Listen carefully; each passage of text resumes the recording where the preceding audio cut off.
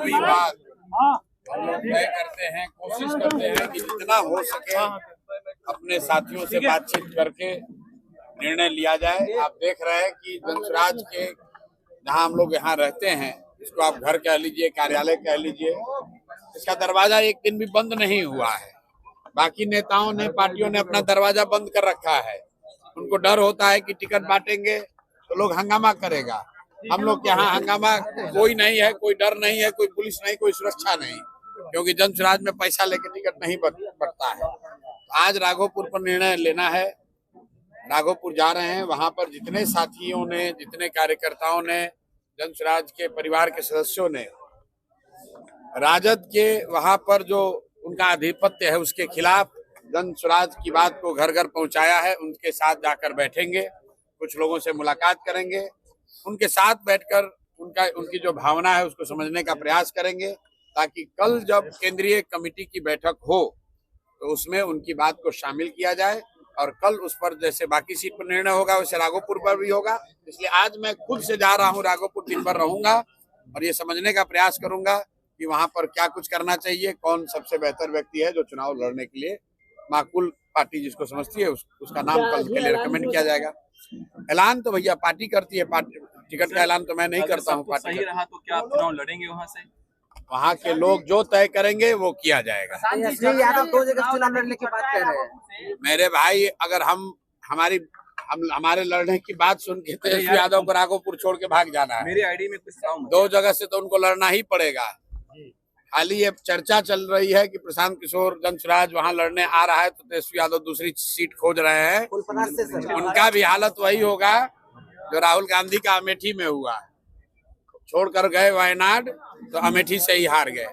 इसलिए मेरे भाई आज जा रहे हैं, अभी चर्चा शुरू हो रही है, अभी तो चुनाव अब शुरू हो रहा है, घबराइए नहीं, आगे आगे देखिए क्या होता है। एनडीए में मेरे भाई सिर्फ फुटबॉल इसलिए हो रहा है कि कौन कितना सीट पाए, कितना जीत कर आए और कितना लूटपाट मचाए। ये लूट का सिर्फ फुटबॉल है, जनसुराज में सिर्फ फुटबॉल नहीं है। जो भी है, जो जिन साथी कार्यकर्ताओं ने काम किया है उनमें से ही कुछ लोगों को टिकट मिल रहा है, जिनको नहीं मिल रहा है उनको इस बात का दुख जरूर होगा कि उनको नहीं मिला, लेकिन इस बात का उनको जरूर एहसास है कि जिसने काम किया है उसी में से किसी को मिला है। कुछ आरोप लगा रहे हैं प्रशांत जी आप पर, टिकट इधर-उधर। बिल्कुल ठीक बात है, आरोप तो लगेगा ही भाई। कुल मिला जुलाकर 243 लोग ही चुनाव लड़ सकते हैं, लेकिन जनसुराज को बनाने के लिए तो हजारों लोगों ने खून पसीना बहाया है। लेकिन उन साथी कार्यकर्ताओं को ये विश्वास है कि जनसुराज में कुछ भी बिक नहीं सकता है।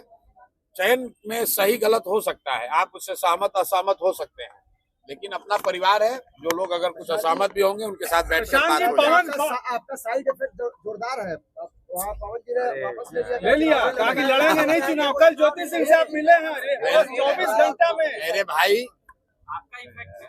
मेरा इफेक्ट कुछ नहीं है। न्यायालय में हमको चुनौती देने वाले अशोक चौधरी ने कहा कि हम अब जनता की अदालत में जाएंगे। आपके जरिए मैं पूछना चाहता हूं कि वो घोषित करें कि किस विधानसभा में जनता की अदालत में आ रहे हैं। दम है तो अशोक चौधरी बताएं कि किस जनता की अदालत में जा रहे हैं, और अगर जनता की अदालत में नहीं जा रहे हैं तो न्यायालय में आइए, और नहीं आइए तो आपकी गलती मान ली जाएगी कि आपने चोरी भ्रष्टाचार किया है। रुकिए भाई, पवन सिंह वाले पे क्या कहेंगे? अभी आ रहा हूँ उस पे।